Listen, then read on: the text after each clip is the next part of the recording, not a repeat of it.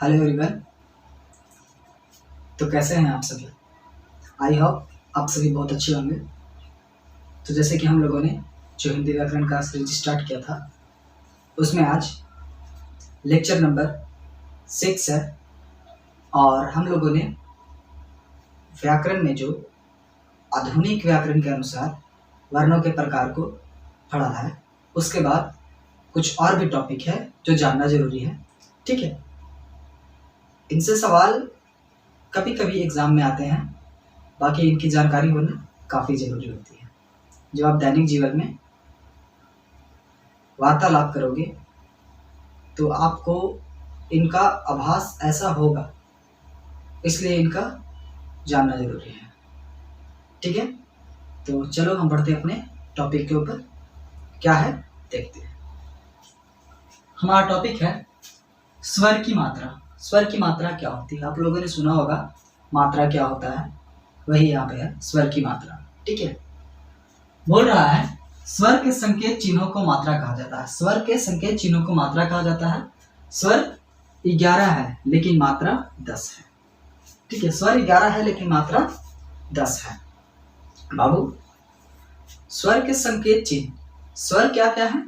Total 11 है। आ ई उ री ए ऐ ओ औ, ये हमारे स्वर है और इनकी जो संकेत चिन्ह होती है उन्हें हम मात्रा कहते हैं। ठीक है, इसका उपयोग कहाँ है ये भी हम आगे पढ़ते हैं। ठीक है, देखिए बाबू किसकी किसकी मात्रा है। यहाँ पे हमने एक बॉक्स बना रखा है, ऊपर में लिखा है स्वर और उन्हें लिख रखा है, मात्रा लिखा है, उनके चिन्ह को लिख रखा है। ठीक है, स्वर जो है आ है, उसकी मात्रा नहीं होती, लेकिन आ जो होता है उसकी मात्रा होती है। छोटी ई की मात्रा होती है, बड़े ई की मात्रा, ऊ की मात्रा, बड़ा ऊ का मात्रा, री की मात्रा, ए का मात्रा, ऐ का मात्रा, ओ का मात्रा, औ का मात्रा, ये हमारे मात्रा होते हैं। ठीक है, अन आह की मात्रा क्यों नहीं होती? क्योंकि हमने स्वर पढ़ा है 11 होता है और मात्रा 10 होता है। अन आह का मात्रा नहीं होता है। अन आह का मात्रा होता है लेकिन वो स्वर में नहीं आता। ठीक है, तो स्वर की मात्रा में सिर्फ स्वर की मात्रा ही रहे। ठीक है, चलो अब आगे बढ़ते हैं। हमारा क्या है 12 खड़ी। जब आप लोग केजी में होगे या फिर बच्चे में जब पढ़ते होगे किसी ट्यूशन्स में, या फिर आपके भाई होंगे, बड़ी बहन होंगी, वो जब आपको पढ़ाती होंगी का, तो उसके साथ साथ 12 खड़े भी पढ़ाए होंगे। जैसे हम लोग का की ये सब पढ़ते हैं ना, वो 12 खड़े।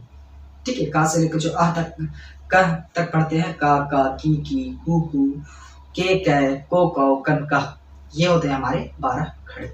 इसके डिफिनेशन क्या है आइए देखते हैं बच्चों। व्यंजन के साथ सभी स्वर की मात्रा है, री को छोड़कर अनुस्वर और विसर्ग को मिलाकर लिखने को 12 खड़ी कहते हैं। क्या बोल रहा है? री को छोड़कर। री को क्यों छोड़ते हैं? री का इस्तेमाल हम बहुत जगह पे नहीं करते हैं। ठीक है, काफी कम जगह पे री का इस्तेमाल होता है और री को 12 खड़ी में रखा नहीं गया है। लेकिन अब जो आप नए बुक देखेंगे उनमें री का उपयोग किया जाता है, लेकिन उन्हें भी 12 खड़ी का जगह पे नहीं लिया गया है। ठीक है, जिसमें का की कुई कू के कै को कौ कन का, ये हमारे टोटल 12 खड़ी है। 12 खड़ी में टोटल 12 वर्ण होते हैं। ठीक है, व्यंजन होते हैं, एक ही व्यंजन होता है जैसे का है, उसी में हम लोग स्वर की मात्रा को लगा करके लिखते हैं तो वो टोटल 12 बनते हैं। समझ में आई बात बच्चों? अक्सर 25% स्टूडेंट होते हैं जिनको रा रा री री रू रू लिखने नहीं आता है। क्यों? वो सब तो लिख लेंगे लेकिन रू के पास आकर के फंस जाते हैं। क्यों? क्योंकि जैसे सोचते हैं कि सिंपल जैसे का खा में ऊ का आकार लगता है वैसे रा में भी लगेगा, लेकिन ऐसा होता नहीं। ठीक है, क्यों नहीं होता है, वो कैसे होता है, ये मैं यहाँ पे लिख दिया हूँ, उसे हाईलाइट कर देता हूँ, आप लोग देख लेंगे। ठीक है, शायद आपको आता हो, मैं बोल रहा हूँ 25% स्टूडेंट को नहीं आता। ठीक है, चलो देखते हैं कैसे दिखाता है। ये देखो, ये हमारा जो है रा रा री री। ठीक है, ये देखो ये है रू, ये है रू। ठीक है, आप देख रहे हो ना?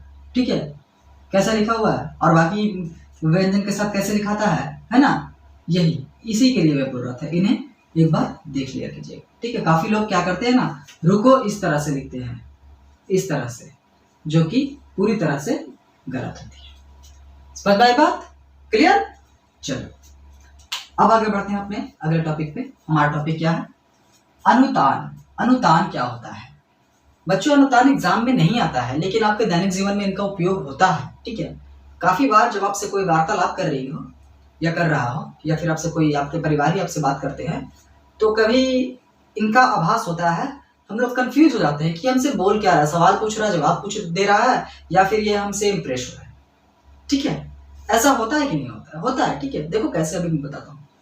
अनुतान उच्चारित ध्वनियों की स्वर लहरियों पर जो उतार चढ़ाव होता है उसे अनुतान कहते हैं। इन स्वर लहर के कारण शब्द तथा वाक्य के अर्थ बदल जाते हैं। ऑफ कोर्स बदल जाते हैं। जैसे बच्चों, आप लोगों ने पीके मूवी देखा होगा, उसमें आमिर खान एक बात बोलता है, ठीक है, कि उनका जो गोला है, यानी कि वो जो ग्रह से आया है, वहां पे वार्तालाप करने के लिए वाक शक्ति नहीं होती। ठीक है, उन लोग मतलब डायरेक्ट एक मतलब कोई होता है, दिमाग से ही उन लोग बात करता है। ठीक है, दिमाग को कन्वर्ट करके अपने दिमाग में पढ़ देता है। ठीक है, ऐसा हम लोग करता है। लेकिन जब वो अर्थ आता है तो वहां दिखता है सब अलग अलग तरह से बिहेव कर रहा है। ठीक है, तो उसी तरह वो बोलता है यहाँ अर्थ पे जो लोग है ना, वो एक ही शब्द को बहुत तरह से बोलते हैं। ठीक है, तो उसमें कंफ्यूज आ जाते हैं हम, वो बोलता है। ठीक है, जैसे इसमें सही बात है, अनुतान की वजह से काफी लोग कंफ्यूज होता है। ठीक है, जैसे हम लोग नॉर्मल कोई बात पूछता है, ठीक है, आपके घर में जैसे कोई सवाल पूछ रहा, ठीक है, आपके घर में क्या कोई जश्न होने वाली है? तो बोलते हैं हाँ, तो बोलते हैं अच्छा। ठीक है, अच्छा यार ये नॉर्मल वाला अच्छा। ठीक है, लेकिन फिर जैसे कोई बोलेगा कि भाई वो देखो उसने तो आज मैच जीत करके कप लेकर चला आया, तो बोलते अच्छा ये क्या होता है? आश्चर्यचकित। तो अच्छा होता है ना, होता है कि नहीं? जैसे सरप्राइज हो गया किसी चीज को, बोलते अच्छा हुआ कि नहीं? ऐसा होता है ना, मतलब एक ही शब्द को हम कितने बार बोल रहे हैं। ठीक है, जैसे कोई प्रश्न करता तो अच्छा, अच्छा ये बताओ, अच्छा ये बताओ। अच्छा का जो है हम तीन तरह से यूज कर रहे हैं। एक मतलब कि पॉजिटिव देखने के लिए कि अच्छा ठीक है, दूसरा है कि आश्चर्यचकित होने के लिए, आश्चर्यचकित समझ रहे हो, मतलब कि सरप्राइज होने के लिए बोलते हैं अच्छा। और एक होता है सवाल करते हैं, अच्छा ये बताओ, ऐसे पूछ करके बोलते हैं ना। तो अनुतान वही है, जब हम बोलते हैं तो बोलते वक्त हमारा रिएक्शन कैसा होता है, बॉडी लैंग्वेज कैसा होता है, उस पर डिपेंड कर जाता है वो अनुतान। समझ में आ रही बात? चलो बच्चों, हम बढ़ते हैं अपने अगले टॉपिक पे।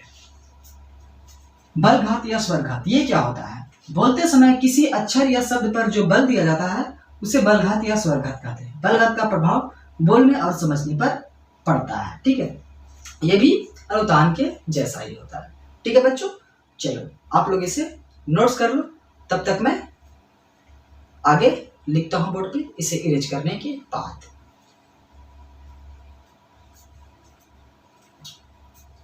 हाँ तो बच्चों, हमारा अगला टॉपिक जो है वो है हमारा संगम।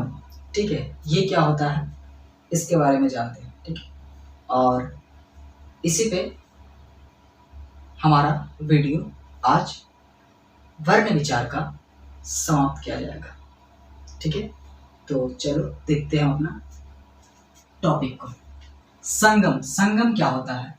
शब्दों या वाक्यों के उच्चारण क्रम में अल्पकालीन मौन या विराम की अवस्था को संगम कहते हैं। संगम होने या ना होने से शब्द या वाक्य में अंतर पड़ता है। ठीक है, बोल रहा है शब्दों या वाक्यों में उच्चारण करते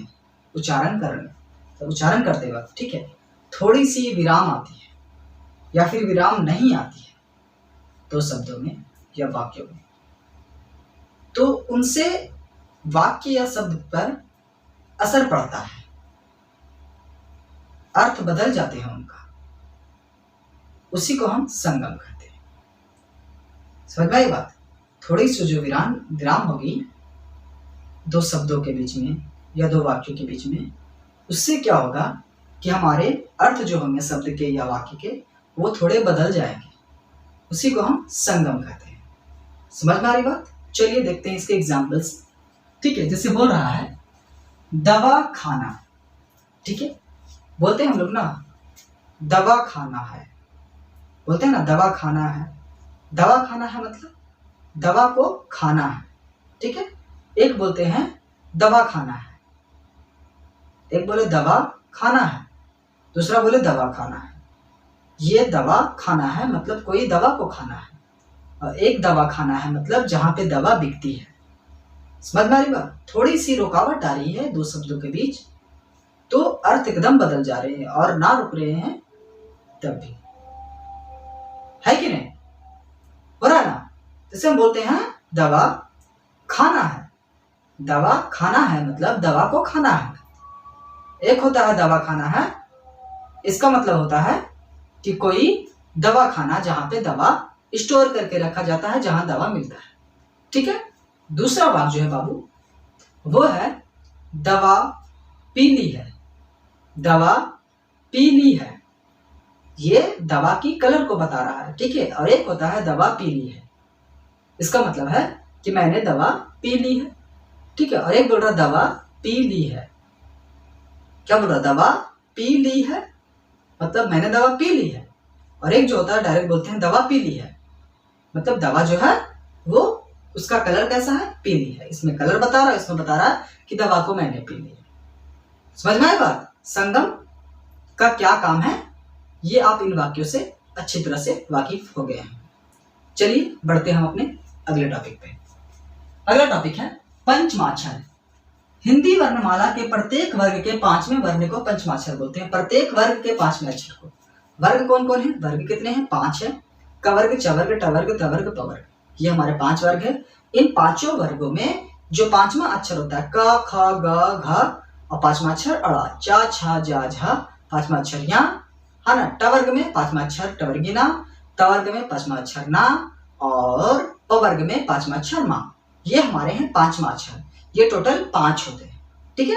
इनका उपयोग हम काफी जगहों पे करते हैं, ठीक है? इनका उपयोग, इनका जो आधा उच्चारण सबने पढ़ा था, अर्ध पंचमाक्षर पढ़ा था ना, उनका उपयोग अगर जैसे लिखते थे ना गंगा, ठीक है? तो गा अधड़ा और गा, गंगा होता है ना, इस तरह से, ठीक है? चलो अब आगे बढ़ते हैं। अब क्या है हमारा अगला है उच्चारण स्थान। ये इंपॉर्टेंट है बाबू, उच्चारण स्थान इंपॉर्टेंट है, एग्जाम में आता है, ठीक है? उच्चारण स्थान का डिफिनेशन नहीं आता है, बट इससे सवाल आते हैं। क्या ये जो हमने चार्ट बना रखा है ना, इससे समझाते हैं, इससे सवाल आता है, ठीक है? कम से कम 2 मार्क्स का एमसीक्यू में आता है बच्चों, ठीक है? चाहे 10, 11, 12, 9, 8 में हो, आप इससे सवाल देखोगे आता है, ठीक है? बोल रहा है मुंह के जिन भागों से अक्षरों का उच्चारण किया जाता है।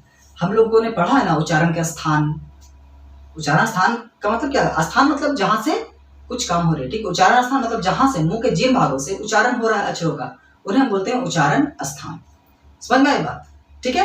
जैसे बोलते हैं ना अनुनासी, मतलब नाक से किसी का आवाज आती है, किसी के गले से आता है, किसी के जबान से आता है, किसी का मुंह से आता है, किसी का ऊपरी तालु से आता है, ऐसा होता है ना बच्चों, है ना? तो उन्हीं को बोल रहे हैं उच्चारण स्थान, ठीक है? इनसे सवाल क्या आता है देखते हैं। जैसे कोई वर्ण दे दिया, ठीक है? या फिर बोल देगा का उच्चारण स्थान क्या है? क्या है बोलो? पता है? नहीं पता है? आप जब बोले क वर्ग, कहां से आ रहा? कंठ से आ रहा, क यहां से आ रहा है, यहां से क, च तालु से आ रहा है, यहां ऊपरी तालु से। समझ में आ रही बात? ठीक है? देखते हैं क्या है। बोल रहा है यहां पे हमने लिखा उच्चारण स्थान, नाम, वर्ण। इन उच्चारण स्थान के हिसाब से जो ये है वर्ण लिखे हुए, उन्हें क्या बोलते हैं? कंठ बोलते हैं। कंठ से किसका उपयोग होता है बच्चों? तो क वर्ग का। क वर्ग मतलब क, ख, ग, घ, ड़, ठीक है? इनका उपयोग होता है, उच्चारण होता है। और जैसे आ, ह और विसर्ग जो है, इनका उच्चारण कंठ से होता है। तालु से किसका होता है? तालु से जिसका उच्चारण होता है उसको हम बोलते हैं तालव्य वर्ण, ठीक है? तालु से जिसका उच्चारण होता है उसको क्या बोलते हैं? तालव्य वर्ण। और कंठ से जिसका होता है उसको बोलते हैं कंठीय वर्ण। समझ में आ रहा? तालु से होता है चा वर्ग का, यानी कि चा, छा, जा, झा, इया का, ई, या और तलबिशा, ई, या और तलबिशा। और चा वर्ग जो होता है उसका उच्चारण होता है तालु से, ठीक है? फिर आता है मूर्धा।